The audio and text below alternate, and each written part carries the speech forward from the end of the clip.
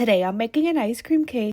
First in a bowl I have 12 Oreos that I finely chopped up. Next I'm going to add 6 tablespoons of melted butter and mix that up until combined. Next I have an 8-inch springform pan. I'm going to add the Oreo mixture into the pan and press it in and then place this in the freezer for 10 minutes.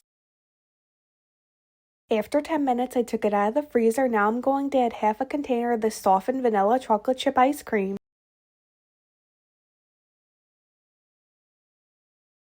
Spread that out until you have an even layer. Next I chopped up 8 more Oreos. I'm going to add that on top. Next I'm just going to use the spatula to press the Oreos in. Then I'm going to drizzle some chocolate sauce on top. Next I'm going to add the rest of the softened vanilla chocolate chip ice cream and spread that out.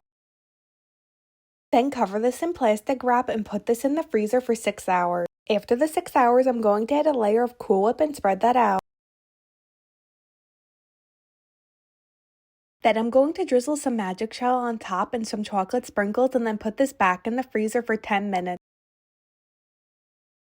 Here's a slice of the ice cream cake.